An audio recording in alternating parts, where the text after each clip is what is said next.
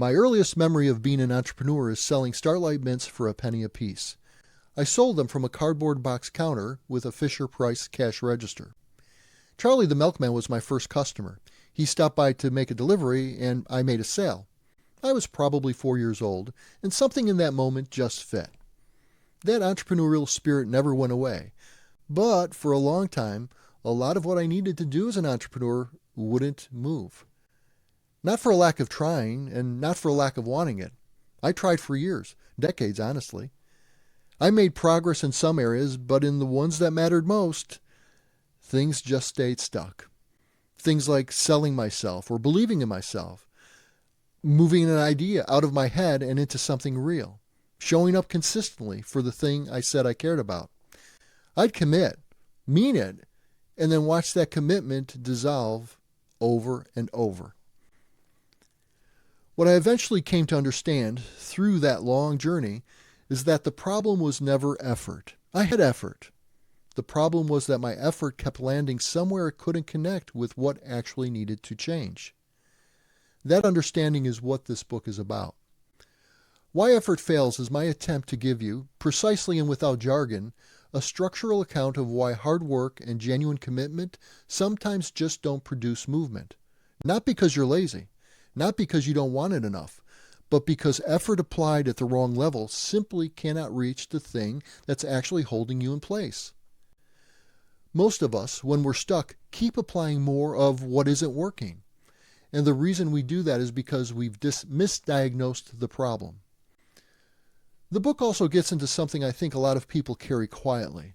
The shame of knowing exactly what to do and for some reason or a number of reasons not being able to do it. Not because the path is unclear and not because you haven't decided. You've decided 100 times, but still something won't move. And because you can't explain it, you conclude there must be something wrong with you. Well, there isn't. And this book explains specifically, not as a pep talk, but as a structural account, what is actually happening in that experience. Being stuck isn't a verdict on your character, it's information about your position, and position can and does change. To explain how to do that, the book introduces something that might sound familiar at first.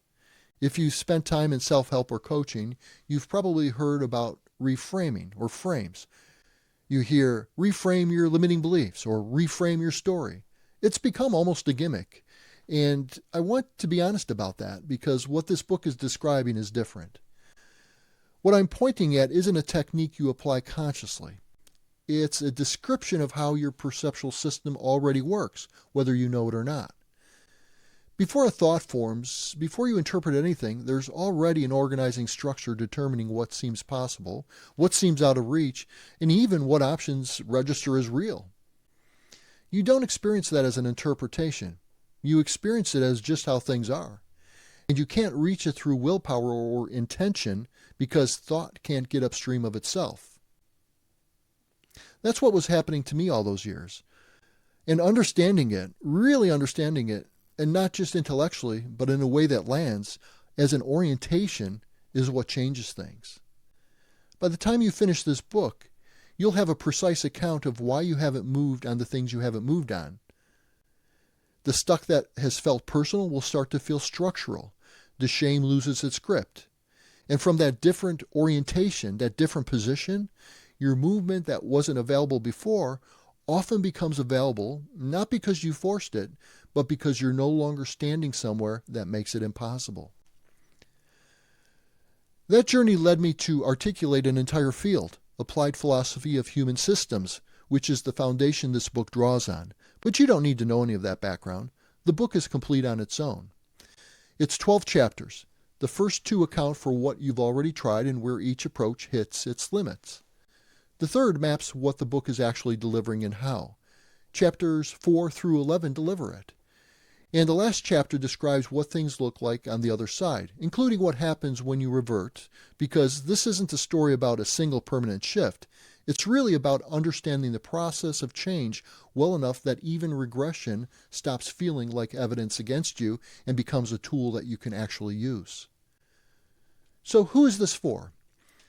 It's for entrepreneurs and honestly for anyone who has the drive but keeps hitting the same walls, who has tried the usual answers and found their ceiling. It's for people who are carrying shame about a specific kind of not moving they can't explain and can't seem to fix. It's for people who want to understand what's actually happening, not just get another plan. If you're looking for a tactic or a system, this isn't that book, and I'll be straight with you about that.